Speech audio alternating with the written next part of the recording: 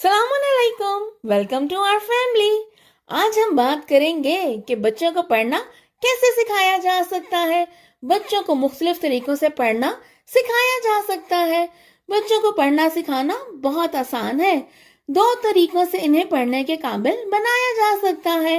सौती तरीके से यानी फोनेटिकली और बसरी तरीके से यानी साइट रीडिंग के जरिए। सौती तरीके से बच्चे अल्फाज की आवाजों के हिज्जे करके इन्हें फोनेटिकली डिकोड करके पढ़ते हैं, जबकि बसरी तरीके से बच्चा बसरी अल्फाज और इनकी अशकाल को याद कर लेता है और दोहराता है। इस सूरत में जब एक नए लफ्ज का सामना करता है तो इसे पढ़ नहीं सकता क्योंकि इसने वो लफ्ज याद ही नहीं किया। लेकिन अगर कोई बच्चा फोनेटिकली पढ़ना जानता है तो वो कोई भी लफ्ज पढ़ सकता है। बच्चे को सिर्फ साइट रीडिंग के जरिए पढ़ना सिखाना बेहतर नहीं, क्योंकि इस तरह वो एक अच्छा रीडर नहीं बन सकता। इसे बैलेंस करने के लिए फोनिक्स के साथ अल्फाज के हिज्जे करना और साइट वर्ड्स याद कराना दोनों ही जरूरी हैं, ताकि बच्चा एक फ्लुएंट रीडर बन जाए। इसलिए रीडिंग सिखाने के लिए जो पहला काम करेंगे वो हरूफ तहज्जी अल्फाबेट सिखाना है। ज्यादातर लोग और स्कूल सिस्टम भी यही करते हैं। वो हरूफ तहज्जी सिखाने के लिए पहले लेटर नेम, इसकी साउंड और इससे मुतल्लिका अशिया का नाम सिखाते हैं। इस तरीके से पढ़ना सिखाने में ज्यादा वक्त लग जाता है, क्योंकि इस तरह बच्चे को पहले हर्फ, इसकी आवाज और उससे मुतल्लिका अशिया को याद करना होता है। बेहतरीन तरीका ये है कि शुरू में सिर्फ हरूफ की आवाजें सिखाएं। इसके लिए फ्लैश कार्ड ले लें या खुद से फ्लैश कार्ड बना लें। रोजाना फोनिक ड्रिल करवाइए, जो कि हम पहले भी कर चुके हैं।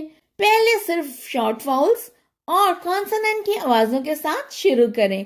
जब बच्चा अलिफ से ये तक हरूफ तहज्जी या ए टू जी तमाम हरूफ की आवाजें सीख ले तो इसे 2 लेटर ब्लेंडिंग शुरू करवा दें। इसके लिए शॉर्ट वाउल के साथ कॉन्सोनेंट्स की ब्लेंडिंग स्टार्ट करें, जैसा कि हमने बच्चों के साथ शॉर्ट वाउल्स की प्रैक्टिस की और सॉन्ग भी दोहराया। अब इसी तर्ज पे कॉन्सोनेंट और वाउल को ब्लेंड करने की हौसला अफजाई कीजिए।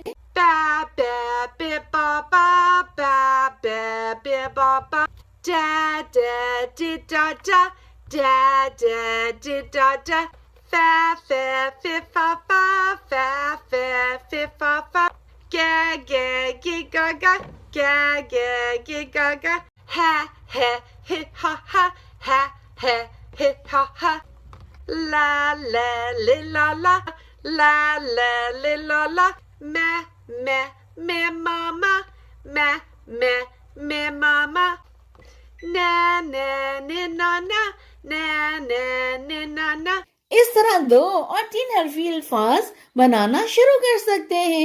जब बच्चे 2 या 3 हरफी अल्फाज को पढ़ना सीख लें तो बच्चों को साइट वर्ड्स में सबसे ज्यादा इस्तेमाल होने वाले अल्फाज याद करवाइए। इन्हें पढ़ने के लिए रेगुलर फोनिक असूलों का इस्तेमाल करने की जरूरत नहीं, बल्कि इन अल्फाज को बसरी तरीके से मेमोराइज करने की जरूरत है।